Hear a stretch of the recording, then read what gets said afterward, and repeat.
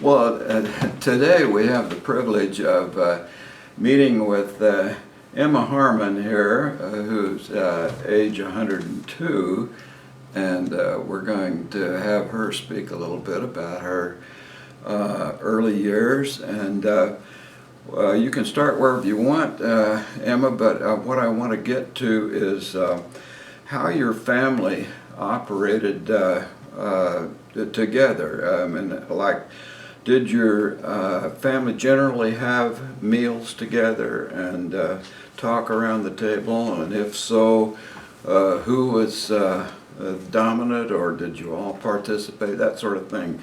But if you want to tell about your origins, that's a good introduction anyway. Oh, I see, yeah. Go right ahead. Is it started? Sure. Yeah. Oh,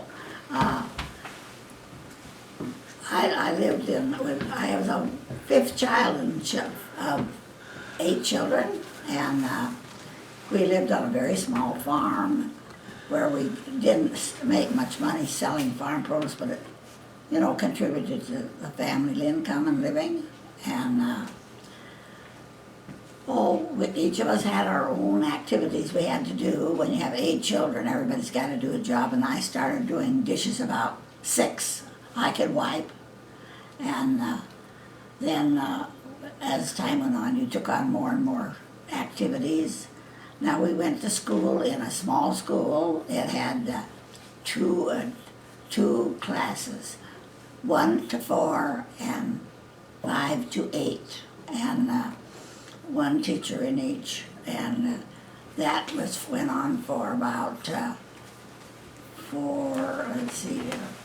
till I was in the 8th grade, 7th grade, and in 7th grade I went to school where there was 4 in each room, 4 classes in each room, and then I went to high school in Renton.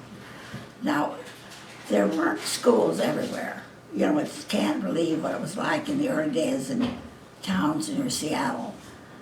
You went to school in the town you belonged in, and some of them had more things than others. Now, where I lived, you couldn't use a public library. Seattle didn't accept people using a library out of town. Out of town people, you had to have a car and you had to live in the town to use it. And the school was, in my graduating class from high school, there were 71 people graduating. And from there, you just were on your own. No one gave you any counseling on going on to school, and of course there wasn't any money either to do it with. And so we went from high school just to whatever job we could find. And for a long time, that was during the Depression. We graduated in 1931, and there really wasn't any jobs to be had. You could go everywhere and you couldn't find a job. And so we just went out berry picking in the fields. All of us, everyone who was in the classes went out berry picking in the fields, and then in the winter you did babysat, whatever you could. And that What kind of berries were they? What kind of berries were they? Well, there were raspberries, strawberries, and then we picked wild berries. Okay. And the raspberries and strawberries we picked for an owner of a farm. But the wild berries we picked and sold ourselves. And in the winter you babysat or did whatever you could. And as one friend said later in life, she said, you know, making quilts was a blessing because we couldn't find jobs and there was nothing we could do and we couldn't afford to go buy anything. So what we did was make quilts, and there was almost everyone, you know, worked on that, and that was quite interesting. And then after a few, we'd take whatever job, babysitting or whatever, and eventually I went and got a small job as in a small office as an office worker. And how did you get to town? I went to town by walking over to the neighbors, which is about, maybe 2.5, 3 blocks away through the woods in the morning. And then I rode with them. We rode down to Renton, transferred to the Seattle bus, and got there. And then I went to work all day, and on the job I worked from when I was an office worker, I learned to type at home, so I didn't plan to type. But I learned to type at home so that could do some work. And then I went to work in a small office, and I typed there. And that's really what I did the rest of my life as a typist, as long as I was working. Now, was that the Washington Commonwealth? Or was there another office before that? No, the Commonwealth was the first place that hired me. And I worked there for,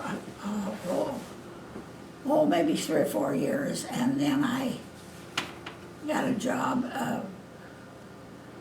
in a aircraft plant. And I typed there in, after my husband and I got married. I moved down to San Diego. He was in the Navy, and then I got a job working for an aircraft plant there, and I was a typist there too.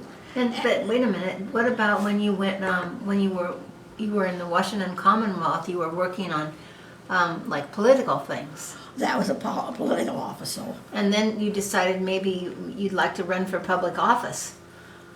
How did you decide to do that? Well, I was always when you live in the community in the countryside, you do what they have there. And we had a Grange. When I was growing up, there was a Grange, a community club, and a Democratic Party I belonged to, and there's a Republican Party too. And so I went to that, and I was secretary of all three. And it was fun. I liked it. I enjoyed it. It was a mix of the community. It was the people who lived there, the workers, the maybe not really extremely old people, but younger people, and then not very many real young people, a handful of us. So it was a good way to go. It was a good way to use your time, and it was fun. You got to know people. Emma, I want to go back to something from before, and it's a little bit off track, but you made quilts. What kind of material did you use? Was it feed sacks, one of them, or? What we did was we used whatever scraps we had left over from making our clothes or things, and you cut out a pattern, you cut those pieces, and you sewed them together, made them in blocks, and then you put a mat between and a lining, and then you made a quilt. Do you have any of those quilts? Yes, I still have my quilts. Oh my, that's wonderful. It was a lot of work, but it was very good for us, because as one of the girls I later met, who I did not know, from another community, said, it was something to do in that 10 years between 31 to 41 when war broke out. There were no jobs available. I don't think anyone can go back and think what that long 10 years were. And we graduated in high school, and there wasn't one member who was in that graduating class whose parents were working. So you can't realize what the Depression was like in 1900s. That was a terrible thing. Now, Dad was in Seattle, and he graduated the same year. So what did he do the next year? He went to the CCCs. Oh, And we need that today. Yeah, he was in the CCCs, and then That's Civilian Conservation Corps, right, under FDR. Yeah, they did, and quite a lot of the young people in our neighborhoods went to that. And then he went fishing in Alaska. He happened to get a chance to get on a fishing, to go up to Alaska and work on the fishing boats. And of course, Seattle being a kind of a port for the fishermen to come back to. And then he also worked on a boat as a deckhand, going from Seattle over to Philadelphia, and walked home from there, hitchhiked home from Philadelphia. You mean Pennsylvania? Yes, Philadelphia to Seattle. And he hiked home He from... hitchhiked all the way across the country. Whoa. It's kind of amazing. Quite a lot of young people did that. So one other thing he did, was in New York, right? Yeah. And then he took this ship from New York to Seattle through the Panama Canal. Oh, he went the other way. He went from Seattle to New York and hitchhiked back, because he worked as a deckhand from Seattle to it was Philadelphia. When he got to Philadelphia, he got off and then hitchhiked back to Seattle. Wow. But there were a lot of people hitchhiking across the country, and it didn't take long, and it was perfectly safe in those days. I don't know if I'd want to hitchhike across the country today. But also I remember, I think Dad, because there wasn't anything to do when he finished high school, he went to high school for 1 extra year. Yeah, he went. And they let him build a boat, he built his first sailboat during In that time. year? Yeah. Yes, yeah. Wow. So, And then he worked in whatever he could get. That's exactly what it amounted to. You did what you could get. And so at that point, we got married, and he was drafted on the day we got married into World War II. And we Wow. were in World War II for 39 months. And they paid us, I don't remember, I wish I'd have written down some of these things, how much. It was much less than $100 a month, maybe about 70. That's a guess on what you got paid. And I worked in offices as a typist. That's how we got by in San Diego. He was stationed in San Diego for quite a while, and then he went overseas to Honolulu, waiting for a ship to go to the South Pacific, and I went back to Seattle to stay with my family rather than being alone in San Diego. He wasn't there during Pearl Harbor, was he? Well, he went out to Pearl Harbor, but Pearl Harbor had been bombed in December, and we were married in January. Okay. February. Okay. Yeah, we were just after we were Right married. after then. Yeah. yeah. And it was very different than wars today. Nobody knew where the war was, how long you were going, when you were ever coming back, and nothing. And they didn't tell you where they were even. You had no idea where they were when they left home, and you see them when they come back.